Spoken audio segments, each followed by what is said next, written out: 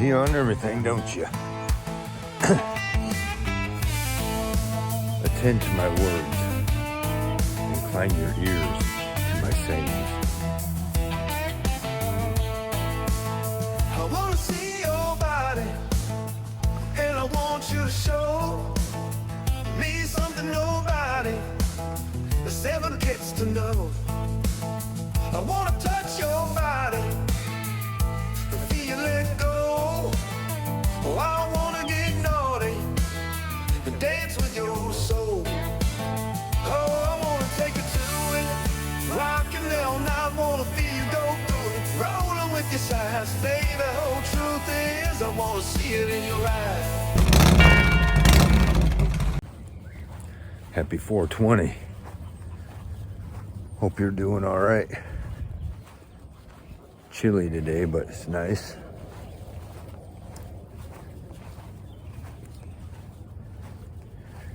Whiskey and I has been doing some thinking.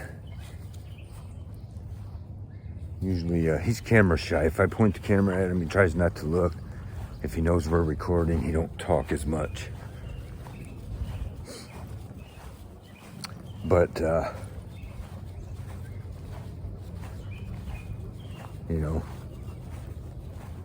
what isn't there to talk about? Look at the world all around us. But anyways, we were reading through Proverbs today. We usually read one chapter a day. Stay freshed up on it, whatever. And also thinking about the world all around us, right?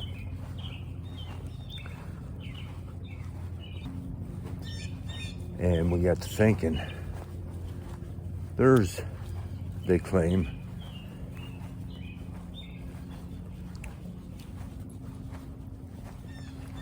$2.3 billion Christians in the world, something like that, right?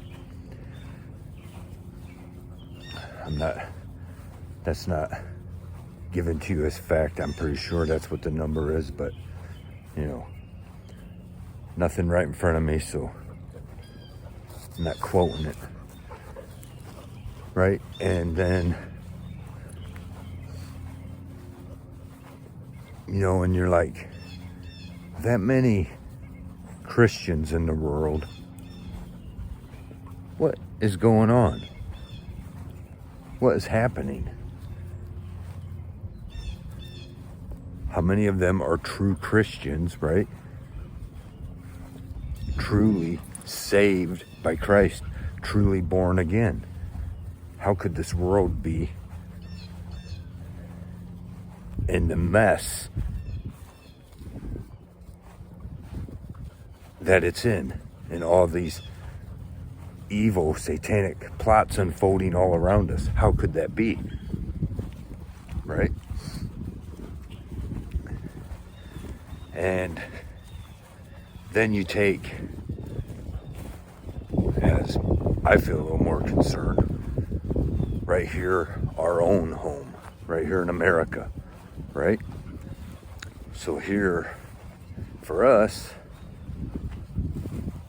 you take someone like me from my age or older, and maybe just a little bit younger, we knew a world much different than you see all around us, than we're exposed to right now. Much different. And I would say a more godly way, right? If you want to gauge things on how close we are to Christ, well, I can see the time where we went completely in the wrong direction, right? Where we were closer to Christ. Because herein, for us, they say somewhere around 230 million are Christians, claim to be Christians, right? That's more than half the population. So what is going on? How is it we are so far away from the ways of Christ? Well, a lot of that's to do with false teachers, and then people who are bred into being false teachers and don't realize it, from a lot of deception along the way.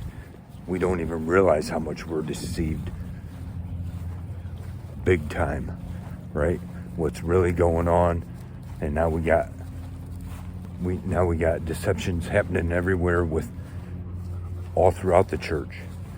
So many people believing that their evil ways, or that they're still good enough, that they're going to be magically taken out of here before the crap hits the fan. I don't believe so, right? And we got every denomination fighting against this or that, right? Well, I see every denomination has their problems, and their strengths and their weaknesses, right? But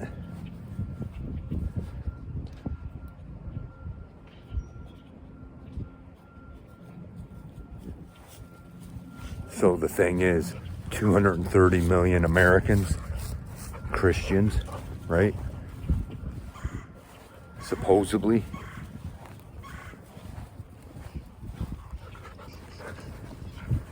Tell me, where can I look here in this country and see Christ, right?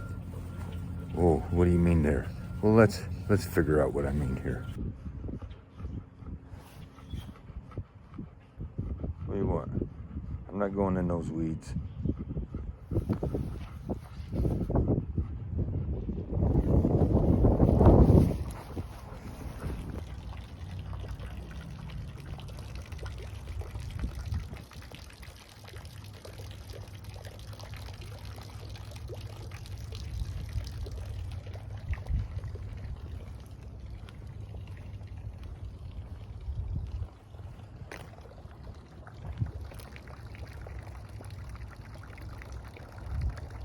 Look at the duck whiskey.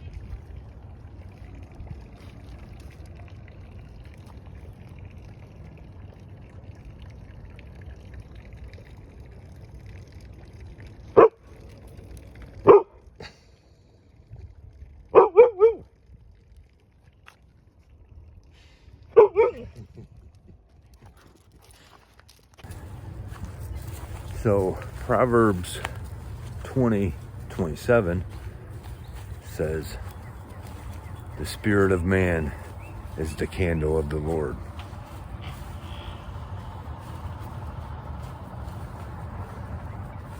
And we look around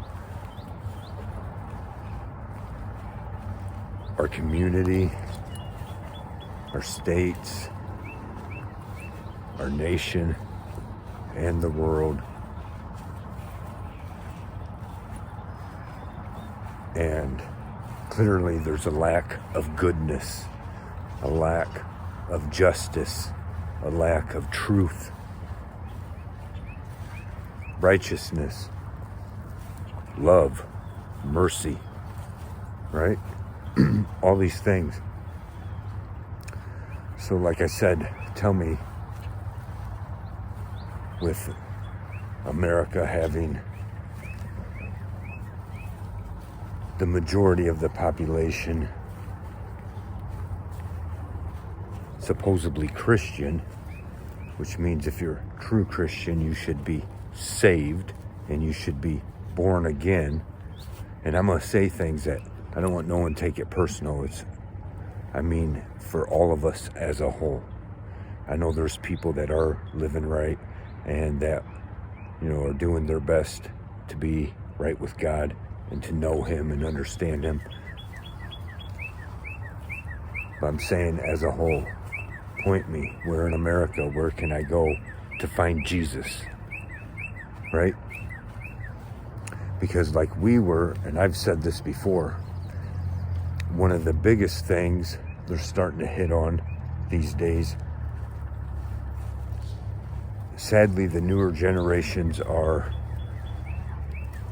thinking they're coming into some powerful knowledges that's been hidden. Now some of it has been, but you got to be careful. The thing is, start with the Bible. Understand that first. Otherwise, you are not worthy to understand the rest. It gets misused. Right? So one of the biggest arguments, there's a lot of stuff tearing all the Christian denominations apart. And one of them now is becoming the name of God, having God's name right. And I know I've mentioned this before, but it's very important, right? There's people out there, make sure you're saying Yeshua. Make sure you're saying Jehovah. Make sure you're saying Yahweh.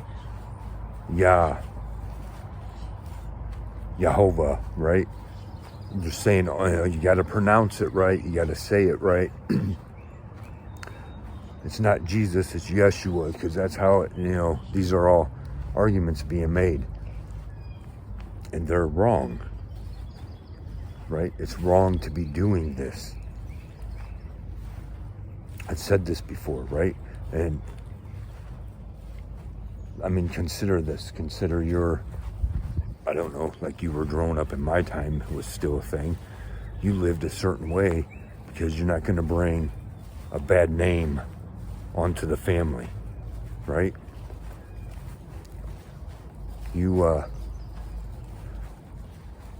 If you grew up like I did, not everybody did even by this time, but times before that, the ways of the old, right? You're going to live responsibly, righteously, truthfully, treat people right, live with integrity, or else you bring a bad name upon the family, right?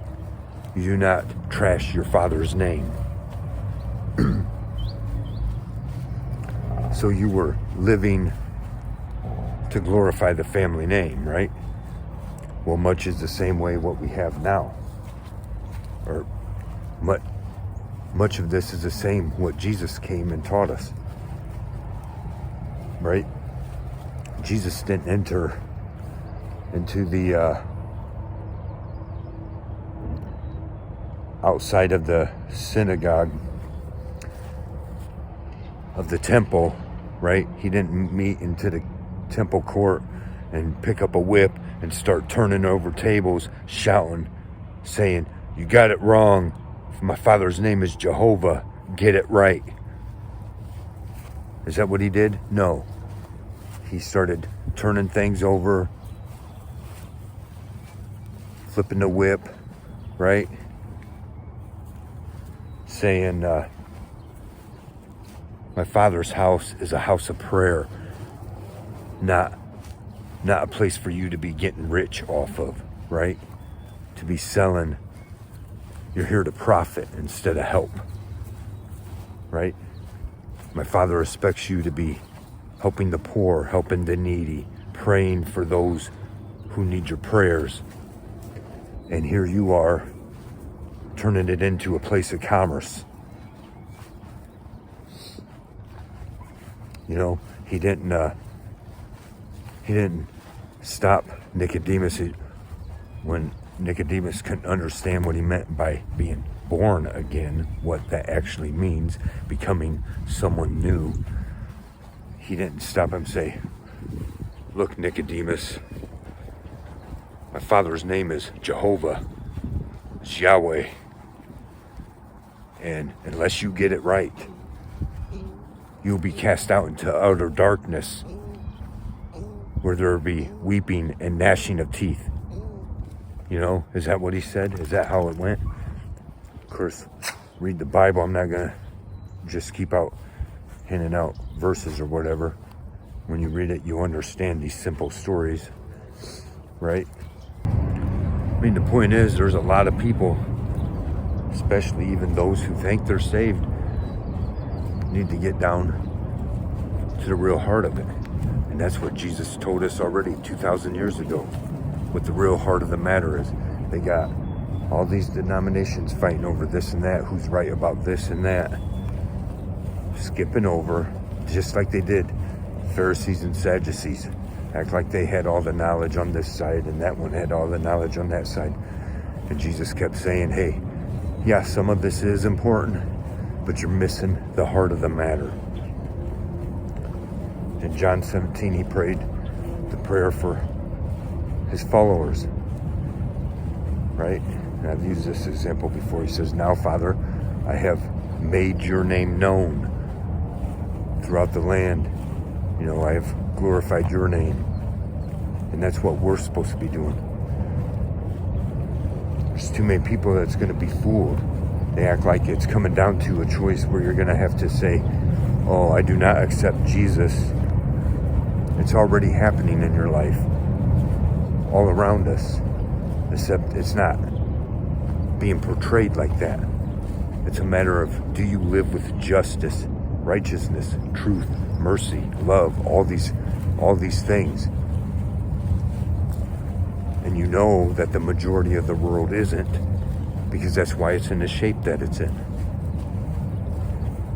And these days, you can't even find teachers, churches, whatever, helping people understand these simple understandings. They should be simple, but the powers that are taking control have our minds all warped around all this other stuff that is unimportant. And we're living our lives